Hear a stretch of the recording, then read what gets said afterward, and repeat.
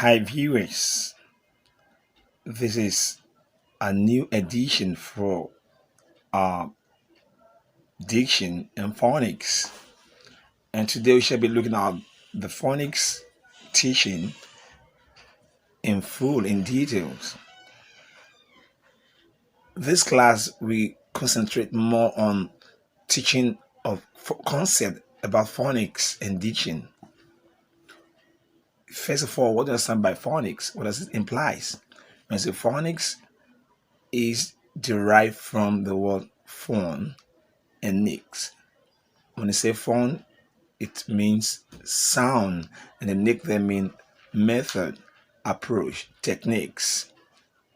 So when they're talking about the techniques in the use of sound or approach used in making sound to realize reading or literacy. And from other angle, we can also say that phonics implies the method or approach used in using sound of letters to bring about reading ability in any individual. So therefore we conclude that phonics can also imply letter sound relationship. When you say letter sound relationship, for every letter we articulate, we pronounce, there is a sound attached to each of them. So we can now also implies that phonics is all about letter sound relationship to realize reading. Aside from that, when we talk about phonics can also be applicable in terms of using letter sound in communication. For example, we can look at phonics from this angle, and that has to do with the four are very, very essential, very germane. The first one is the articulatory phonics, the auditory phonics, and acoustic phonics.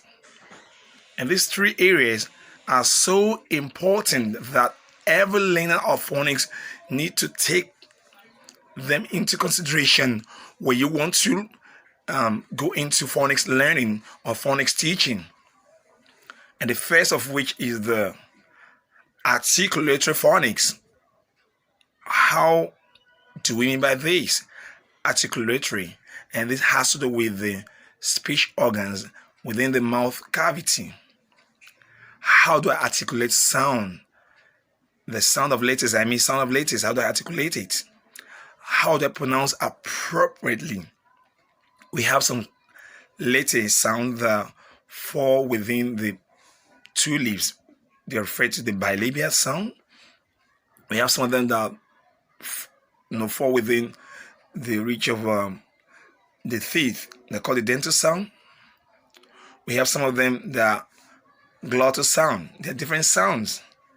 So we have the place of articulation within the mouth and the manner of articulation.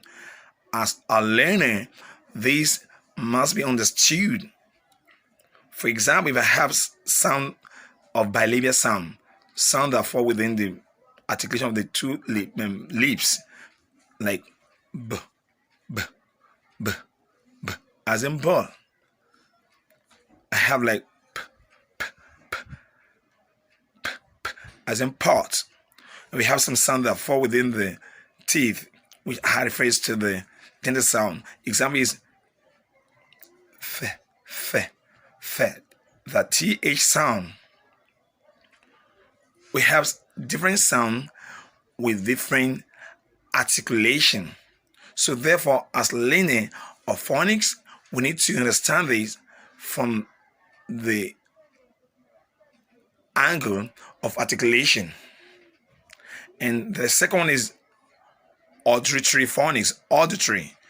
What do I mean by auditory? It means listenings.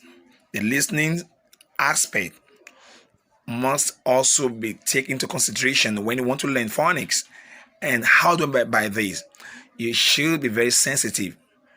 You should be very alertive to get sound appropriately, to listen, to be able to differentiate, to be able to classify, to be able to know which sound is being pronounced, so that you don't get it wrong. For example, at times people want to say the difference between late number three, and 3. It's so difficult for people at times to differentiate. When I say 3 and I say 3, the first one is the TH sound, followed by the second one, which is the T. So therefore, if we want to differentiate this will be clear when you have the listening skill, when you can listen effectively to be able to know which and which is being pronounced. The last one is the acoustic. The acoustic is the combination between the listening and articulation. While you listen and you articulate, you try to strike balance between the two extreme, so you don't throw off balance. You get it right. So when anything is being pronounced, you get it appropriately. At the same time, you also